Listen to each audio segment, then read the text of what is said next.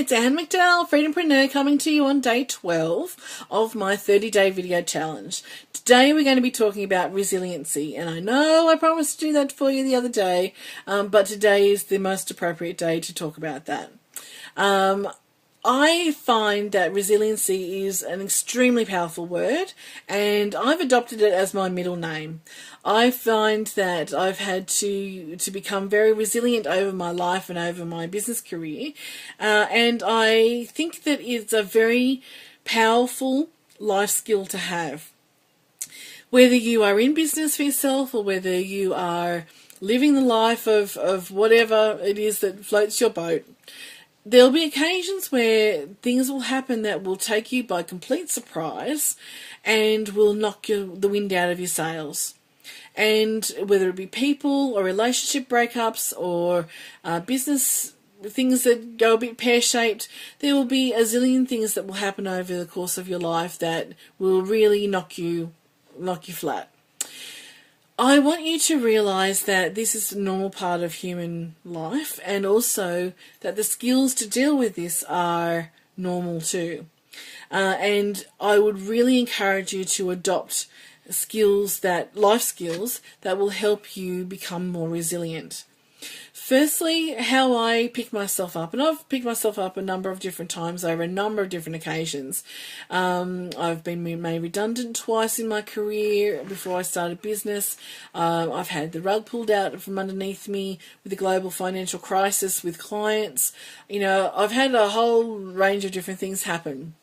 But what I do is that I look at the situation, I look at the possible and probable causes of what's happened, and I take a step back. Now, if it's something that I contributed to, in terms of, client, cancelling or whatever, then I look at how I can prevent that from happening again. If it's something like a relationship breakup or whatever, and I'm thinking, oh my goodness, where did that come from? Why did that happen? I remember that beautiful little saying that says that people come into your life for a reason, a season, or a lifetime. And the people who are in my life still for a lifetime, then, they're lifetime friends.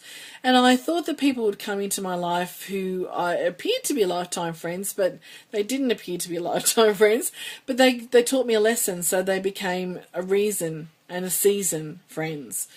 But in terms of resiliency and picking yourself up, I allow myself to feel the entirety of the feelings that go associated with a knockback, a knockdown, a TKO, whatever, where I'm totally blindsided. I allow myself to feel bewildered and shocked and horrified and hurt and embarrassed or humiliated or whatever it happens to be. I allow myself to feel those feelings. I acknowledge what the feelings are, and I allow myself to feel them in their maximum entirety. But I also have a cut-off point where I go, okay, I allow myself a pity party. I allow myself to feel sorry for myself for 24 to 48 hours tops. And then I say, okay, there's a line in the sand. I have to draw that line in the sand and move on. So then I have to put whatever it is behind me, and I have to pick myself up, and I have to move forward.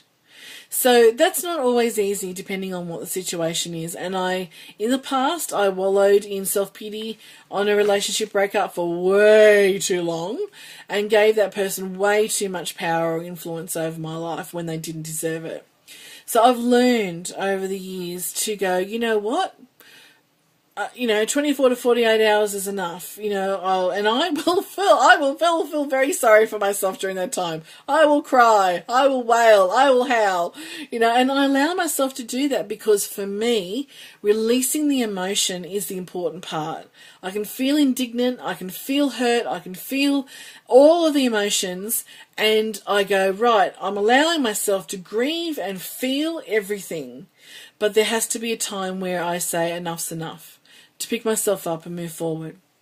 So to do that, I write myself goals. I write myself statements. I go to my diary and I look at all the inspirational quotes that I've formulated in my diaries, and I think about them, and I put them into practice.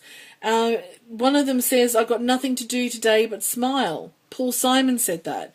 So I look at that and saying, well, okay, that's the first step. I've got nothing to do, to worry about, but smiling. And I think about Maya Angelou said, "And so I shall rise. I'll rise above this. I'll get over this. I'll wake up the next morning and feel great." Eleanor Roosevelt said, "Each day is a new beginning." And so it is. Each day the sun comes up, it's a new fresh start. So I look at everything as a fresh start. So today I want to talk to you about resiliency. And if you've got stuff going on in your life, then you need to analyze it, own it, whatever it is, and then start to feel it, and then start to move your way forward from it. And the more distance you can put yourself between that situation and what happened, the better and the easier it will become. But resiliency is a fantastic life skill, guys and ladies and everybody.